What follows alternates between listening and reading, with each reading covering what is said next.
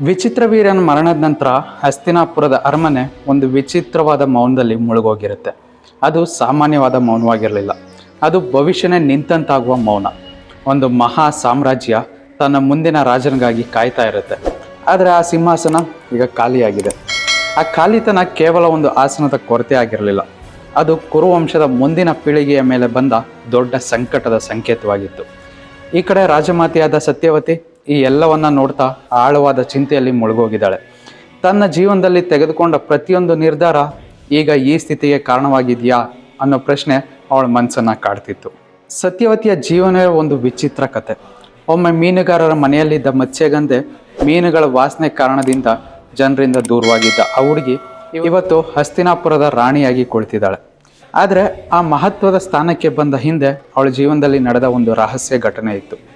ಮಹರ್ಷಿ ಪರಾಶರರ ಜೊತೆ ನಡೆದ ಆ ಸಂಗಮ, ಅದರಿಂದ ಹುಟ್ಟಿದ ಮಹಾನ್ ಋಷಿ ವ್ಯಾಸ. ಈ ಸತ್ಯವನ್ನ ಸತ್ಯವತಿ ತನ್ನ ಹೃದಯದ ಆಳದಲ್ಲಿ ಮರೆಮಾಚಿಕೊಂಡಿದ್ಲು.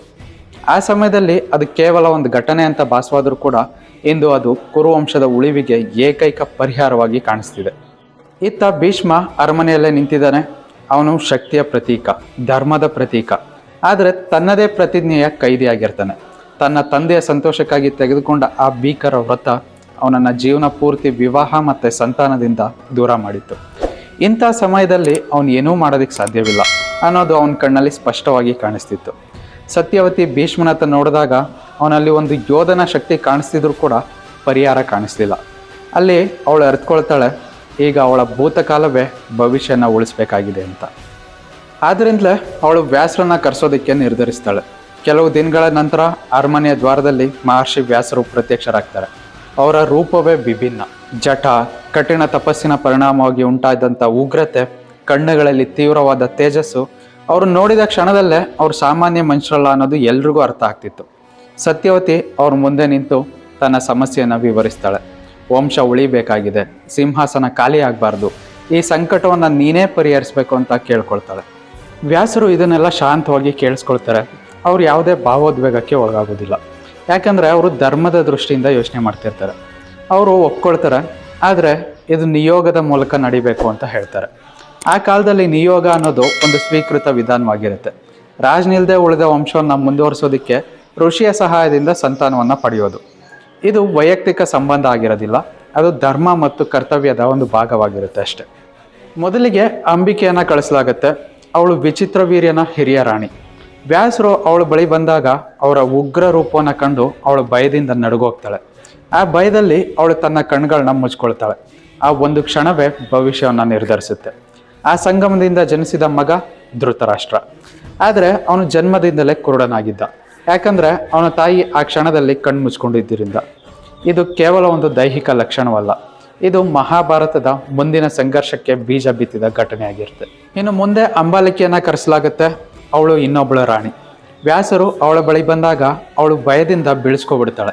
ಆ ಭಯ ಮತ್ತು ಆಘಾತ ಅವಳ ದೇಹದಲ್ಲಿ ಪ್ರತಿಫಲಿಸುತ್ತೆ.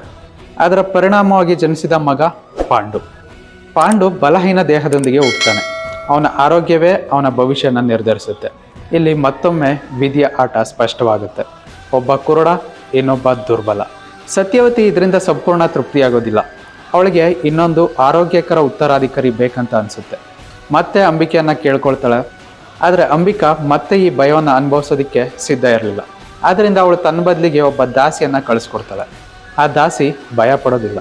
ಅವಳು ಶಾಂತವಾಗಿ ಗೌರವದಿಂದ ವ್ಯಾಸರನ್ನ ಸ್ವಾಗತಿಸ್ತಾಳೆ.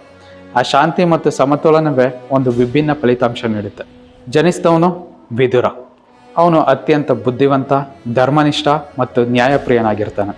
ಆದರೆ ಅವನು ದಾಸಿಯ ಮಗನಾಗಿದ್ದ ಕಾರಣ ಸಿಂಹಾಸನಕ್ಕೆ ಅರ್ಹನಾಗಲಿಲ್ಲ. ಈ ಮೂವರು, ಧೃತರಾಷ್ಟ್ರ, ಪಾಂಡು ಮತ್ತು ವಿದುರ, ಕುರುವಂಶದ ಮುಂದಿನ ಅಧ್ಯಾಯವನ್ನು ರೂಪಿಸುವವರು. ಆದರೆ ಅವರ ಜನ್ಮವೇ ಒಂದು ದೊಡ್ಡ ಪ್ರಶ್ನೆಯನ್ನು ಎತ್ತುತ್ತೆ. ಯಾರು ರಾಜನಾಗಬೇಕು?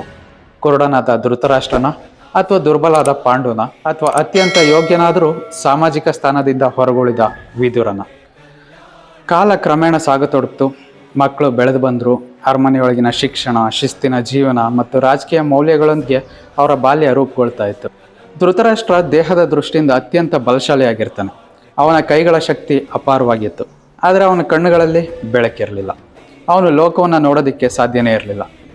ಆದರೆ ಅವನು ತನ್ನ ಮನಸ್ಸಿನ ಮೂಲಕ ಎಲ್ಲವನ್ನ ಅನುಭವಿಸ್ತಿರ್ತಾನೆ. ಈ ಅಂಧತ್ವ ಅವನೊಳಗೆ ಒಂದು ಬೇರೆ ರೀತಿಯ ಜ್ವಾಲೆಯನ್ನು ಉಂಟು ಮಾಡಿತ್ತು. ಅವನು ತನ್ನ ಕೊರತೆಯನ್ನು ಮೀರಿಸೋದಕ್ಕೆ ಪ್ರಯತ್ನಿಸ್ತಿರ್ತಾನೆ, ಆದರೆ ಅದೇ ಸಮಯದಲ್ಲಿ ಆ ಕೊರತೆ ಅವನೊಳಗೆ ಒಂದು ಅಸುರಕ್ಷಿತ ಭಾವನೆಯನ್ನು ಹುಟ್ಟಿಸ್ತಿರುತ್ತೆ. ಪಾಂಡು ಇನ್ನೊಂದೆಡೆ ಶಾರೀರಿಕವಾಗಿ ದುರ್ಬಲನಾಗಿದ್ರೂ ಕೂಡ ಮನಸ್ಸಿನಲ್ಲಿ ಬಹಳ ಸ್ಪಷ್ಟತೆ ಹೊಂದಿರ್ತಾನೆ. ಅವನು ಶಾಂತ ಸ್ವಭಾವದವನಾಗಿರ್ತಾನೆ, ನಿಯಮಗಳನ್ನು ಪಾಲಿಸೋನಾಗಿರ್ತಾನೆ ಮತ್ತು ಯೋಧನಾಗಲು ಬೇಕಾದಂಥ ಎಲ್ಲ ಕೌಶಲ್ಯಗಳನ್ನು ಶ್ರಮದಿಂದ ಕಲಿತಿರ್ತಾನೆ. ಅವನ ದೇಹ ಅವನಿಗೆ ಮಿತಿ ಆಗ್ತಿದ್ರು ಕೂಡ ಅವನ ಮನಸ್ಸು ಅವನನ್ನು ಮುಂದಕ್ಕೆ ಕರೆದೊಯ್ತಿರುತ್ತೆ. ಇನ್ನು ಈ ಕಡೆ ವಿದುರ ಈ ಮೂವರಲ್ಲಿ ಅತಿ ವಿಭಿನ್ನ ವ್ಯಕ್ತಿ. ಅವನನ್ನು ರಾಜ್ಕುಮಾರನಾಗಿ ಪರಿಗಣಿಸ್ತಾ ಇದ್ರೂ ಕೂಡ ಅವನ ಬುದ್ಧಿ, ಅವನ ಧರ್ಮನಿಷ್ಠೆ, ಅವನ ತೀರ್ಮಾನಗಳು ಇವು ಎಲ್ಲವೂ ಅವನನ್ನು ವಿಶೇಷವಾಗಿ ಮಾಡ್ತಿದ್ವು. ಅವನು ಎಲ್ಲವನ್ನ ಗಮನಿಸ್ತಿದ್ದ, ಪ್ರತಿಯೊಂದು ಘಟನೆಯನ್ನು ಆಳವಾಗಿ ಅರ್ಥ ಮಾಡ್ಕೊಳ್ತಿದ್ದ. ಈ ಮೂವರು ಒಟ್ಟಿಗೆ ಬೆಳೆದ್ರು. ಅವರ ನಡುವಿನ ಅಂತರಗಳು ನಿಧಾನವಾಗಿ ಕಾಣಿಸ್ತೊಡಗ್ತವೆ. ಸಮಾಜದ ನಿಯಮಗಳು, ಅವರ ಜನ್ಮದ ಹಿನ್ನೆಲೆ ಮತ್ತು ಅವರ ವೈಯಕ್ತಿಕ ಗುಣಗಳು ಇವುಗಳು ಅವ್ರ ನಡುವಿನ ಸಂಬಂಧವನ್ನು ರೂಪಿಸ್ತಿರ್ತವೆ. ಇನ್ನು ಸತ್ಯವತಿ ಮತ್ತು ಭೀಷ್ಮ ಈ ಎಲ್ಲವನ್ನ ಗಮನಿಸ್ತಿರ್ತಾರೆ. ಅವರು ಅರ್ತಿದ್ರು ಈ ಮಕ್ಕಳಲ್ಲಿ ಯಾರನ್ನಾದರೂ ಸಿಂಹಾಸನಕ್ಕೆ ಆರಿಸಲೇಬೇಕು ಅಂತ. ಆದರೆ ಆ ನಿರ್ಧಾರ ಸುಲಭವಾಗಿರಲಿಲ್ಲ. ಧೃತರಾಷ್ಟ್ರ ಹಿರಿಯ ಮಗ, ರಾಜನಾಗಬೇಕಾದ ಹಕ್ಕು ಅವನಿಗಿತ್ತು. ಆದರೆ ಅವನ ಅಂಧತ್ವ ಒಂದು ದೊಡ್ಡ ಪ್ರಶ್ನೆ ಆಗಿತ್ತು. ಒಂದು ರಾಜನ ತನ್ನ ಪ್ರಜೆಯನ್ನ, ತನ್ನ ಶತ್ರುಗಳನ್ನ, ತನ್ನ ರಾಜ್ಯವನ್ನು ನೋಡೋದಕ್ಕೆ ಸಾಧ್ಯವಾಗಿರಬೇಕು ಎಂಬುದು ಆ ಕಾಲದ ನಂಬಿಕೆ ಆಗಿತ್ತು. ಈ ಕಾರಣದಿಂದ ಅವನ ಅರ್ಹತೆ ಪ್ರಶ್ನೆಗೊಳಪಡ್ತು. ಇನ್ನು ಪಾಂಡು ಅವನಿಗಿಂತ ಕಿರಿಯನಾಗಿದ್ರು ಕೂಡ ಅವನ ದೇಹದ ದುರ್ಬಲತೆ ಇದ್ರೂ ಅವನು ರಾಜನಾಗಿ ಆಡಳಿತ ನಡೆಸೋದಕ್ಕೆ ಸೂಕ್ತನಾಗಿದ್ದೇನೆ ಅನ್ಸೋದಕ್ಕೆ ಶುರು ಆಗುತ್ತೆ. ವಿದುರನ ವಿಷಯದಲ್ಲಿ ಪ್ರಶ್ನೆಯೇ ಇರಲಿಲ್ಲ. ಅವನ ಬುದ್ಧಿ ಎಲ್ಲರಿಗೂ ಮೆಚ್ಚೆಯಾಗಿದ್ರು ಕೂಡ ಅವನ ಜನ್ಮದ ಕಾರಣದಿಂದ ಅವನ ಸಿಂಹಾಸನದಿಂದ ದೂರ ಇರಬೇಕಾಗಿತ್ತು. ಈ ನಿರ್ಧಾರನೇ ಭವಿಷ್ಯದ ಸಂಘರ್ಷಕ್ಕೆ ಮೊದಲ ಕಿಡಿ.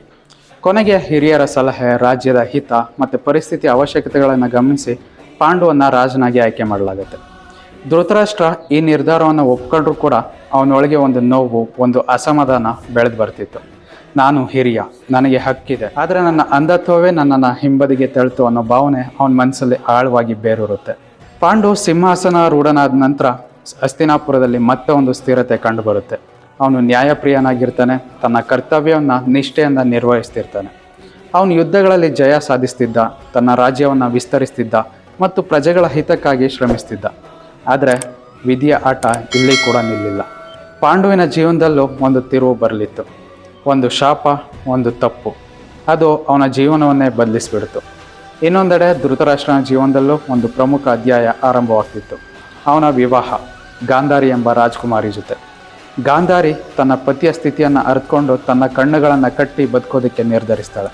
ಇದು ಕೇವಲ ಪತಿಯ ಮೇಲಿನ ಪ್ರೀತಿ ಮಾತ್ರವಲ್ಲ, ಅದು ಒಂದು ತ್ಯಾಗ, ಒಂದು ಸಂಕಲ್ಪ. ಆದರೆ ಇದೇ ನಿರ್ಧಾರ ಮುಂದೆ ಅವರ ಮಕ್ಕಳ ಜೀವನದ ಮೇಲೆ ಆಳವಾದ ಪರಿಣಾಮ ಬೀರುತ್ತೆ. ಇನ್ನು ವಿದುರ ಈ ಎಲ್ಲ ಘಟನೆಗಳನ್ನ ಶಾಂತವಾಗಿ ಗಮನಿಸ್ತಿರ್ತಾನೆ.